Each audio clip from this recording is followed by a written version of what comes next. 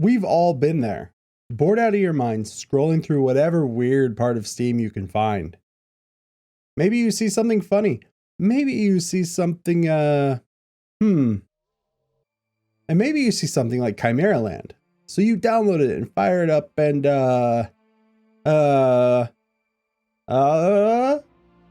something is seriously wrong here. You have a game filled to the brim with mechanics and all kinds of fun things to sink your teeth into. But when you look at the whole package, instead of any one piece, the total picture becomes weird. Maybe there is more to this name than just the creatures that inhabit the world around you.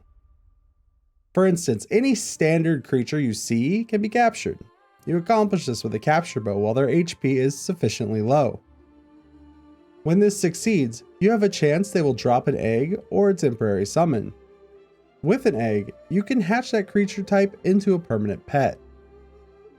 With a temporary summon, you force your pet and this summon to fight to the death, and there is a small chance your pet will attempt to take on parts of this summon. This can lead to some odd combinations, but this is also insane in terms of how much customization this can lead to. And that's without even mentioning that nearly all of these pets can be ridden as a mount and will join you in combat, where they will earn more XP and become stronger overall. This system gets ludicrously in depth, considering there are both flying and swimming variations of each creature, as well as a full stat sheet for those crazy enough to really want to maximize their damage. So a multiplayer sandbox open world Pokemon? Well, not quite.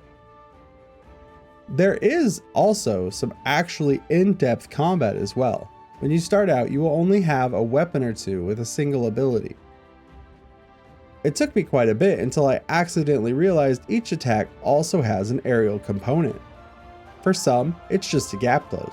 For others, you become a swarm missile rack. And it's not just variety. As you play with multiple weapons, you have 5 slots to swap between.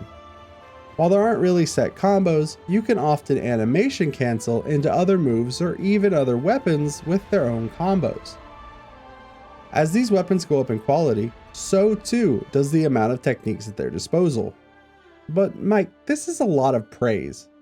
Didn't you say it was a bit weird? Well, yes. And there's one big reason for that. This is a mobile game. Yes, that's right. This huge open-ended, crazy deep survival game style MMO is a game made and designed for your phone. Now, this sounds troubling, but it makes so much sense. The potential for a game like this on a mobile device is astonishing. RuneScape already understands this, making it possible for players to enjoy the content on offer from their mobile phone rather than exclusively on their PC. I think this extra accessibility and exposure is, at its core, a good thing. But this is still too much praise. Because of how intricate this game is, it can be extremely overwhelming on a mobile front. Menu after menu after menu and action after action after action all add up to way more than your average gamer, let alone normal ass human with a phone, will be able to keep up with. And these mechanics aren't always executed well. It's very clear that the PC port is completely an afterthought. You know how I know? You can't even full screen. I had to download a separate program to allow my PC to force full screen the client. And looking at the reviews on Steam, there is some sort of issue with how the Steam client runs, so you have to install through their website for a decent experience. Okay, that's annoying, but not really a deal breaker for most people if the game itself is fun. Well, the in-game chat is honestly a pain in the ass to use. You hit the enter key and can then see the overarching server chat, but can't type into it.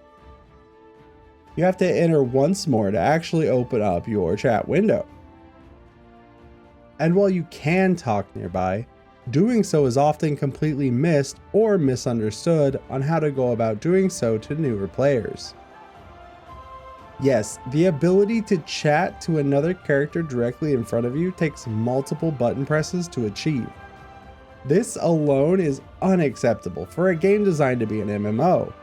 If you want a game to feel like a multiplayer experience, you must ensure that your players have as little friction as possible between interacting with each other.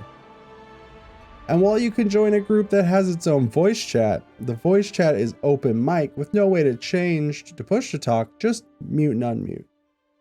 And all of this makes perfect sense in the context of a mobile game. And oh, it's definitely a mobile game. While I haven't seen any egregious cash shop trickery, there is no shortage of pop-ups, packs, and cosmetics trying to push you into spending your money. It is only invasive when you initially log on, as is expected for a mobile game like this. Daily login rewards, free goodies, discounts, etc. I think there were like 5 pop-ups every time I logged into the game, reminding me to go here, or check this out, or spend my money here.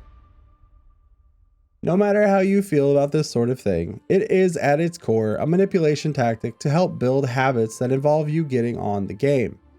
I am not a big fan of this sort of thing. I think focusing on creating habits out of playing a video game completely sidesteps the issue at hand. If you feel necessary to manipulate your audience into logging in and playing your game, you may be missing the forest for the trees. But there is so much fun to be had here. I'm sad it feels like it's nearly buried under weird design choices and an interface that leaves me desperately wanting to just make it smaller. But that is only on a surface level. Some of the coolest moments were completely unexpected for me and caught me by surprise. This is a game at its core about exploration and discovery. There is so much to see here under these layers that I spoke of. Discovering that these asteroids were more than just a set of pretty lights blew my mind, and I spent too much time chasing down these spacefaring ores. Finding myself caught in a sandstorm turned from anxiety to horror as I realized a large dragon was the cause of this force of nature. Each weapon drop I had never seen before became an exercise in how does this fit in my quick bar. Each new step forward was full of excitement, especially as I began to understand the mechanics of the game around me.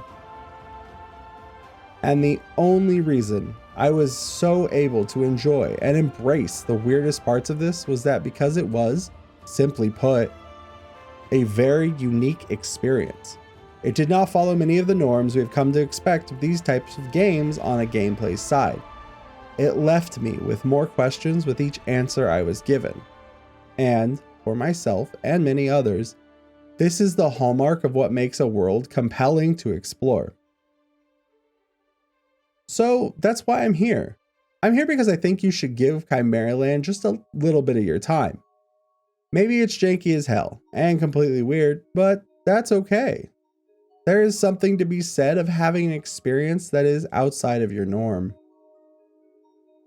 Taking the time to enjoy something so bizarre and unique as Chimeraland is one of the reasons I made this channel in the first place. And I know this ending is going to leave a bit of a weird feeling for most people.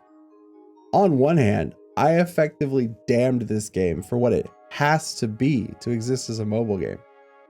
But in the other, I see it for what it wants to be.